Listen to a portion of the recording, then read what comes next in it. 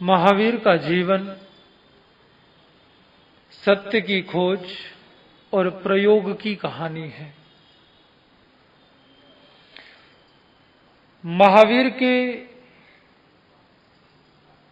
इस जीवन में वाणी का विलास नहीं बल्कि जीवन का निचोड़ है, जीवन का सार है। महावीर कलम पर नहीं कदम पर विश्वास करते हैं। क्या लिखा गया है उस पर नहीं बल्कि क्या जिया गया है उस पर विश्वास रखते हैं। महावीर जन्म की अपेक्षा कर्म को महान बताते हैं। कर्म के संदर्भ में महावीर का कहना है, व्यक्ति कोई जन्म से ऊंच नीच नहीं होता, लेकिन कर्म से ऊंच और नीच हो सकता है। व्यक्ति के व्यक्तित्व का आकलन उसके जन्म के आधार पर नहीं बल्कि उसके कर्म के आधार पर होना चाहिए, और इसकी प्रखर आवाज उठाई महावीर ने। महावीर कहते हैं, अगर किसी नीच कुल में तुम पैदा हो गए जो संसार मानता है तो कोई बुराई नहीं है, लेकिन अगर नीच बनकर के ही मर गए तो ये तुम्हारी कमी है, वो तुम्हारी कमी होगी। और ऐसे अनेकों महापुरुष हुए हैं जिनको जन्म तो सामान्य कुल में मिला, लेकिन जीवन को ऐसा महाजीवन बना दिया कि उच्च कुलीन लोग भी उनकी पूजा करना शुरू हो गए। ये व्यक्ति के व्यक्तित्व पर, उसके कर्मों पर, उसके आचरण पर, उसके चरित्र पर निर्भर करता है। महावीर कोई अवतार नहीं है, यानी कोई प्री डिटरमाइंड भगवान नहीं है कि हाँ ये भगवान ही है, भगवान ही होंगे, बल्कि महावीर तीर्थंकर है जिन्होंने अपने आप को साधा, अपने आप को तपाया, अपने आप को निखारा, अपने आप को संवारा और मनुष्य से भगवान बने, नर से नारायण बने, इंसान से ईश्वर बने। और ये महावीर के जीवन की सर्वोत्तम सर्वोत्कृष्ट विशेषता रही, क्योंकि वो मनुष्य से भगवान बने हैं। तो एक संदेश महावीर ने प्रसारित किया कि जैसे मैं महावीर हो सकता हूं वैसे तुम भी महावीर हो सकते हो। जैसे मैं तीर्थंकर बन सकता हूं वैसे तुम भी तीर्थंकर बन सकते हो। जैसे मेरा कल्याण संभव है वैसे तुम्हारा भी कल्याण संभव है। जैसे मैं मोक्ष को प्राप्त कर रहा हूं वैसे संसार का हर जीव मोक्ष को प्राप्त कर सकता है। ये महावीर का संदेश रहा, और इसी कारण से तो हम महावीर की गाथा गुनगुनाने लगे हैं, क्योंकि उस गाथा को सुनते सुनते, उस कथा को जानते जानते, उस कथा और उस गुणों के साथ जुड़ते जुड़ते हमारी भी यात्रा शुरू हो जाए। और यात्रा शुरू होने के बाद वक्त कितना लगेगा वो पता नहीं, लेकिन यात्रा शुरू हो जाना जरूरी है। एक बार ट्रेन का चलना जरूरी है, कभी ना कभी तो पहुंचेगी, कभी ना कभी तो पहुंचेगी। महावीर जैसे व्यक्ति को 27 जन्म लग जाते हैं तीर्थंकर बनने में, हम जैसों को 27,000 या 2700 लगे तो कोई आश्चर्य नहीं है। लेकिन एक यात्रा तो शुरू हो। अनंत भवों से जो परंपरा चल रही है उस पर ब्रेक तो लगे, कहीं न कहीं एक तय तो हो जाए, 27 नहीं तो 2700, 2700 नहीं तो 27,000, लेकिन ये तय तो हो जाए कि आज नहीं तो कल, कल नहीं तो परसों, इस जन्म में नहीं तो किसी भी जन्म में कभी न कभी मोक्ष मिलेगा तो सही, हम भी महावीर बनेंगे तो सही, हमें भी अपना लक्ष्य उपलब्ध होगा तो सही। यात्रा तो शुरू हो, यात्रा तो आरंभ हो। इस जन्म में महावीर से संबंध बनेगा, और क्या पता महावीर जैसे किसी तीर्थंकर के सानिध्य में पहुंचने का अवसर मिले और हम भी गौतम बन जाए, हम भी सुधर्मा बन जाए, या फिर हम भी उन्हीं की तरह तीर्थंकर हो जाए या महावीर हो जाए। बस यात्रा शुरू हो जाए। और उसी यात्रा के अंतर्गत कल हमारी चर्चा आई वीरस्तुति के संदर्भ में। वीरस्तुति के बारे में आपने जाना कि वो किस अंग का हिस्सा है, क्या है। अब इसके बाद प्रश्न आता है कि इस वीरस्तुति के उद्गाता कौन है, यानी इस वीरस्तुति को जन्म देने वाले दो महापात्र, जिसमें से पहला महापात्र है आर्य सुधर्मा स्वामी, जो इसके उद्गाता है, जो इसके वक्ता है, जो इस स्तुति के गायक है, जिन्होंने इसकी रचना, संरचना और गायन किया, ऐसे आर्य सुधर्मा स्वामी। आर्य सुधर्मा स्वामी भगवान महावीर के पंचम गणधर कोल्लाग सन्निवेश में वैश्यायन गोत्रीय ब्राह्मण परिवार में जन्मे सुधर्मा, जिनके पिता का नाम धनमित्र और माता का नाम भद्दीला।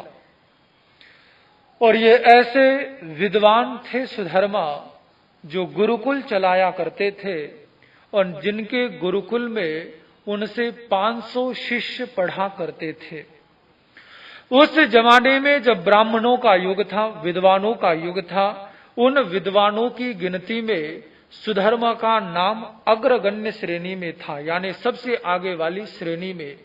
उस समय के सर्वोत्तम जो विद्वान थे, ब्राह्मण थे, इंद्रभूति गौतम, अग्निभूति, व्यक्त स्वामी और इस प्रकार से सुधर्मा स्वामी, ऐसे उस समय के ये प्रकांड पंडित, प्रकांड विद्वान, जिनके बड़े बड़े गुरुकुल चला करते थे, जिनके पास सैकड़ों और सहस्रों में शिष्य हुआ करते थे, और चारों ओर जिनकी विद्वत्ता का डंका बजा करता था। और उसी जमाने में, उसी समय में जब ये धार्मिक क्रियाकांडों का युग था, उस समय यज्ञों का बहुत बोलबाला था। उस समय कोई भी शुभ प्रसंग होता तो यज्ञ का आयोजन किया जाता था। राजा महाराजा भी जिस चीज का समर्थन करते थे और हर कार्य से पहले यज्ञ करना अपना भाग्य, अपना सौभाग्य समझा करते थे। और उसी जमाने में, उसी समय में अपापा नगरी में रहने वाला एक सोमिल ब्राह्मण, जिसने विचार किया कि मुझे एक बहुत बड़े यज्ञ का आयोजन करना चाहिए, और ऐसे यज्ञ का आयोजन करूं कि ना आज से पहले कभी हुआ हो और ना ही भविष्य में फिर कभी ऐसा संभव हो। और किसी यज्ञ का, जब बड़े यज्ञ का आयोजन हुआ करता था, तो उसमें इंद्रभूति गौतम या सुधर्मा जैसा कोई प्रकांड पंडित, एक विद्वान बुला लिया जाता और अन्य ब्राह्मणों को बुला लिया जाता। लेकिन सोमिल ने निश्चय किया कि मुझे इस जमाने के जितने प्रकांड पंडित हैं, जितने बड़े बड़े विद्वान, जितने बड़े बड़े ब्राह्मण हैं, उन सबको एक साथ लाना है। यानी आप समझ सकते हैं कि एक तरह से सम्मेलन करना है। और इस प्रकार से व्यवस्थाएं की कि लाखों लाखों लोग जिसमें आने वाले हैं। इस दृश्य को आप समझ सकते हैं, जैसे पूना में सम्मेलन हुआ था या फिर हमारा इंदौर में सम्मेलन हुआ, तो कैसे सैकड़ों की तादाद में साधु साध्वी और उनके दर्शन करने के लिए लाखों की तादाद में श्रावक श्राविकाएं। और ऐसा ही कुछ नजारा सोमिल वो तैयार करना चाहता था, और उसने बुलाया, सबको आमंत्रित किया। उस सोमिल ब्राह्मण ने यज्ञ का आयोजन आरंभ किया, और संयोगवश महावीर को केवल ज्ञान हुआ। प्रथम देशना खाली गई और महावीर भी विहार करते हुए अपापा नगरी की ओर चल पड़े। अपापा नगरी के बाहर महासेन उद्यान में विराजे परमात्मा महावीर, तीर्थंकर महावीर। इधर यज्ञ का आयोजन किया गया था। यज्ञ में सारे पंडित पहुंच गए। यज्ञ आरंभ हो गया है। यज्ञ में अलग अलग आहुतियां डाली जा रही हैं, और सोचिए क्या दृश्य रहा होगा। क्या नजारा रहा होगा अगर एक भी बड़ा व्यक्ति आ जाए तो वहां का दृश्य बदल जाता है, वातावरण बदल जाता है, माहौल चेंज हो जाता है। और जब इतने बड़े बड़े प्रकांड पंडित और इतने सिद्धियों के धनी ऐसे बड़े बड़े ब्राह्मण जब बैठकर वो यज्ञ कर रहे होंगे और इतना विशाल यज्ञ का भव्य आयोजन, तो चारों ओर क्या दृश्य होगा, क्या परिदृश्य होगा। और बड़ी बड़ी आहुतियां डाली जा रही हैं, उसमें छोड़ा जा रहा है घी, तेल इत्यादि जो जो हवन सामग्री में डाला जाता है वो सब चढ़ाया जा रहा है। जोर जोर से मंत्रोच्चार हो रहा है, जोर जोर से मंत्र पढ़े जा रहे हैं और वो यज्ञ का सफलतम आयोजन चल रहा है, चल रहा है, चल रहा है। और उसी समय सबने कुछ आवाजें सुनी, सबके कानों में कुछ आवाजें आने लगी। किस चीज की आवाजें हैं? लाखों के समूह में बैठे हुए लोगों की नजरें ऊपर की ओर, आसमान की ओर गई तो देखा ऊपर से देव विमान आ रहे हैं। ब्राह्मणों के सीने और चौड़े हो गए, ब्राह्मण और सीने चौड़े करके बैठ गए कि हम देवताओं को आहुतियां दे रहे हैं और देखो हमारा करिश्मा, देखो हमारा प्रताप, देखो हमारा प्रभुत्व, कि हमारी आहुतियों को स्वीकार करने के लिए देवता स्वयं देवलोक से उतरकर धरती पर आ रहे हैं, धरती पर पधार रहे हैं। और सब बड़ी खुशी के साथ, प्रसन्नता के साथ ऊपर की ओर निहार रहे थे। देव विमान आ रहे हैं, आ रहे हैं, उसी अपापा नगरी की ओर नीचे उतर रहे हैं और इंतजार कर रहे हैं कि देवता स्वयं आएंगे और हमारे इस यज्ञ के आयोजन में सम्मिलित होंगे। आज हमारी सामग्रियां केवल हवन कुंड में नहीं बल्कि सीधी देवताओं को सौंपी जाएगी, सीधी देवताओं को चढ़ाई जाएगी। और प्रतीक्षा धीरे धीरे समय कम होता जा रहा है। देव विमान आकाश से उतरते उतरते नीचे आ रहे हैं, लेकिन तभी सब भौचक के रह गए। तभी सारा का सारा जनसमूह, सारे के सारे पंडित, वो सोमिल ब्राह्मण, इंद्रभूति, सुधर्मा, व्यक्त स्वामी, हर कोई आश्चर्यचकित रह गया कि उनके करीब देव विमान आए लेकिन वहां पर रुके नहीं, वहां से आगे बढ़ गए, वहां से आगे निकल गए। क्या बात है, ये देवता आगे कैसे चले गए, ये देवता आगे कैसे निकल गए? इन्हें बुलाया हमने है, आह्वान हमने किया है और हमारे पास नहीं आए, तो फिर ये देवता गए कहाँ? आखिर चले कहाँ गए? यहां नहीं तो कहाँ? कहीं इनका जो मैप है वो गलत तो नहीं है? हाँ, कहीं नेविगेशन सिस्टम में गड़बड़ी तो नहीं है? कहीं एड्रेस गलत तो नहीं मिल गया? यहाँ आने की बजाय कहाँ निकल गए, कहाँ पहुंच गए?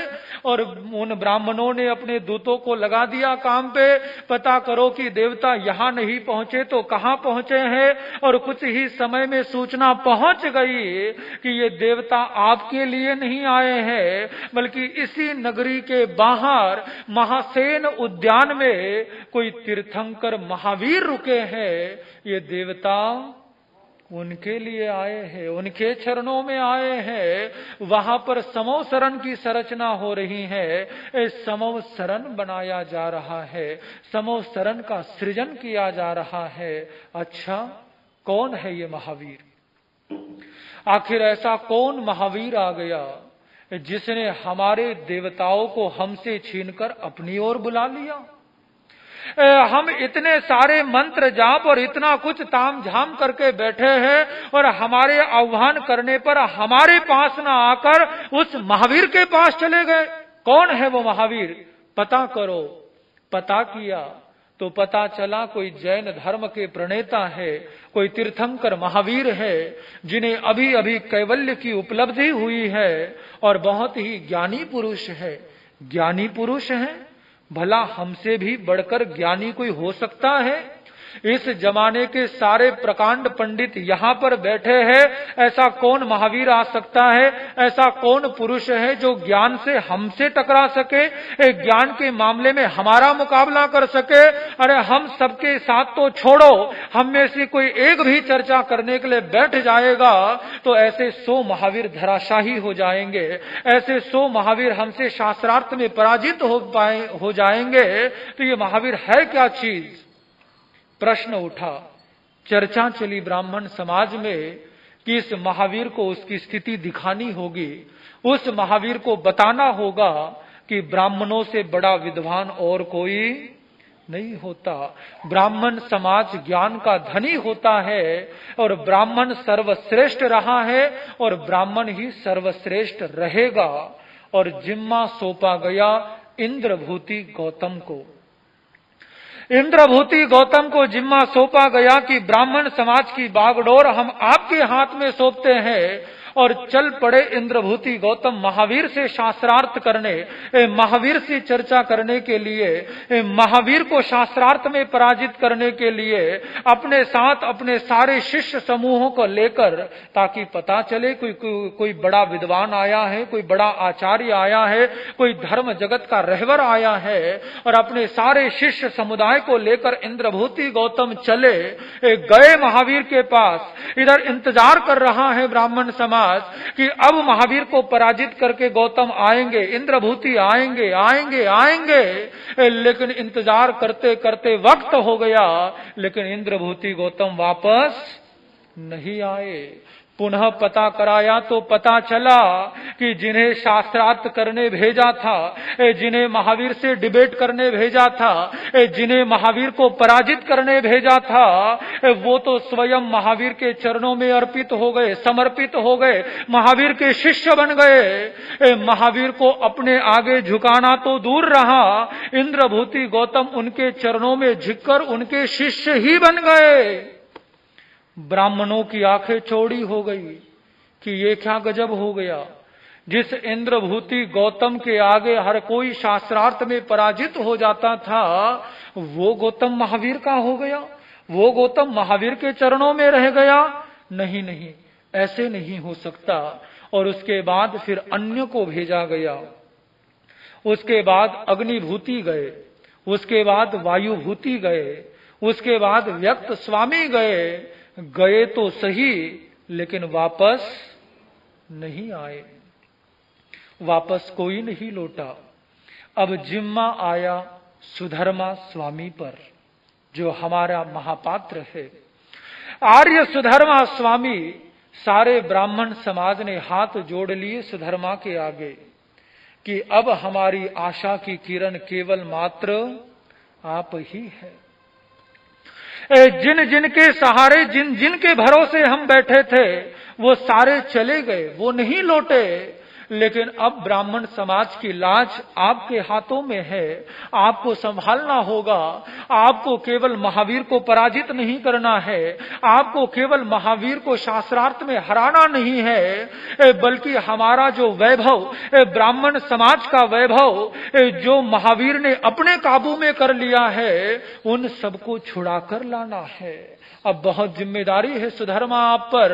आपको अपना करिश्मा दिखाना होगा, आपको अपना प्रभाव और प्रताप दिखाना होगा, और आपको अपने शिष्यों को, अपने प्रकांड पंडितों को तो लाना ही लाना है, और उस महावीर को भी लेकर आना है, ताकि सारा जमाना फिर से ब्राह्मण समाज का अनुयायी बने। उस महावीर को बड़ा छलिया लगता है, बड़ा कोई जादूगर लगता है, जो जा रहा है वो उसका हो रहा है। उस महावीर को हमें अपने पक्ष में करना होगा, उसको अपने संग में लाना होगा, उसे भी ब्राह्मण समाज में दीक्षा देनी होगी, ताकि हमारा प्रभुत्व बरकरार हो जाए।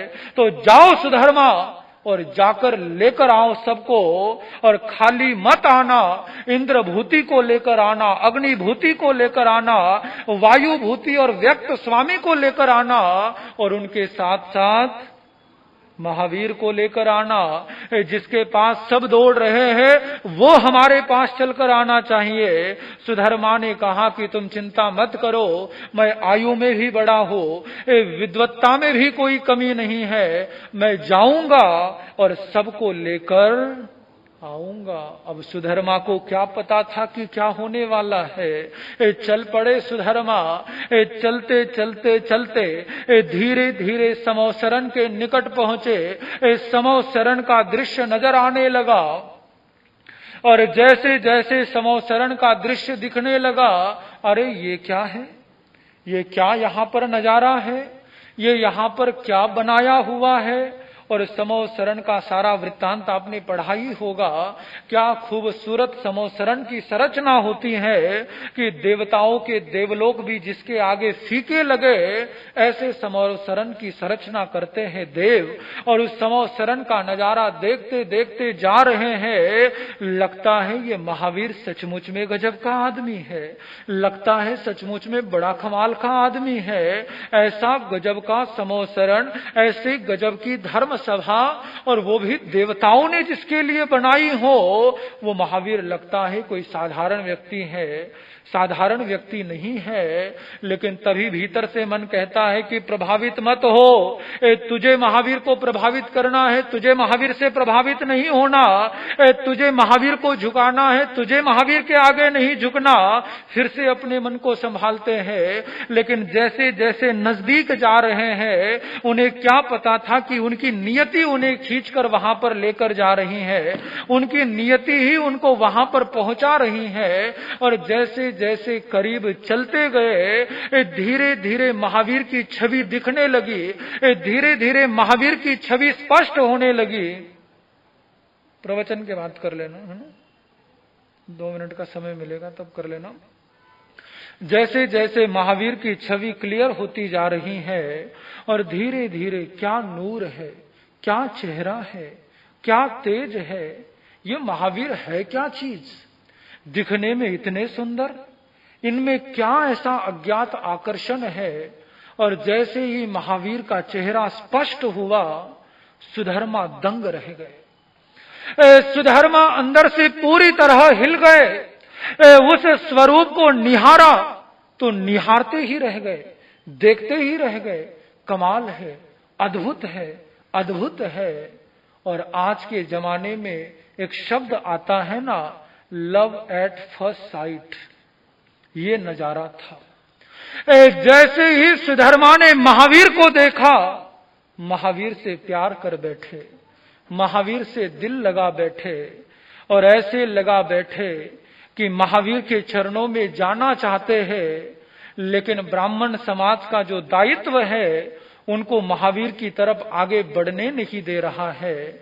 और उसी समय महावीर की आवाज गूंजती है, उसी समय महावीर की वाणी गूंजती है कि आओ सुधर्मा, किस बात का संशय पाले हुए हो, यहां पर आना तुम्हारी नियति है, तुम्हारा भाग्य है, तुम्हें यहीं पर आना था। लेकिन मैं जानता हूं तुम अपने मन में एक संशय पाले हुए हो, उस संशय को त्याग दो और मेरे पास आ जाओ। कमाल है, इन्हें तो पता भी चल गया मेरे मन में क्या चल रहा है। क्योंकि सुधर्मा जो सबका समाधान करते थे, उनके मन में हमेशा एक प्रश्न रहता था कि आत्मा जैसी इस भव में रहती है, क्या वैसी ही पर भव में रहती है या कुछ और हो जाती है। और महावीर ने कहा कि संशय त्याग दो और आ जाओ, आ जाओ, आ जाओ। और सुधर्मा उस आवाज को ठुकरा नहीं पाए और महावीर के चरणों में चले गए, महावीर के चरणों में अर्पित हो गए। और ऐसे अर्पित हो गए, ऐसे समर्पित हो गए कि वही सुधर्मा आगे चल करके महावीर की परंपरा के प्रथम आचार्य बने। महावीर की परंपरा को जिन्होंने संभाला, ऐसे आर्य सुधर्मा, क्योंकि बाकी के 9 गणधर पहले ही निर्वाण को उपलब्ध हो गए, गौतम स्वामी केवल ज्ञानी हो गए, और जिसे कैवल्य प्राप्त हो जाता है तो उसके बाद वो अनुशासन जैसी परंपराओं में नहीं बनता है। तो उस समय सुधर्मा को चुना गया, आचार्य पाठ पर बिठाया गया। उसके बाद 12 वर्षों तक उन्होंने आचार्य परंपरा को निभाया, आचार्य की गद्दी पर रहे। उसके बाद 8 वर्ष तक केवली पर्याय में रहे और 100 वर्ष की उम्र में सुधर्मा ने निर्वाण को प्राप्त किया। यही वो सुधर्मा है जिन्होंने अंग शास्त्रों को जन्म दिया, जिन आगमों को हम पढ़ते हैं उनके जन्मदाता, उन्हें जो के त्यों महावीर से सुना और जो का त्यों आगे सुनाया। दूसरे महापात्र की चर्चा कल के प्रवचन में। आज केवल इतना ही। ओम शांति, ओम शांति।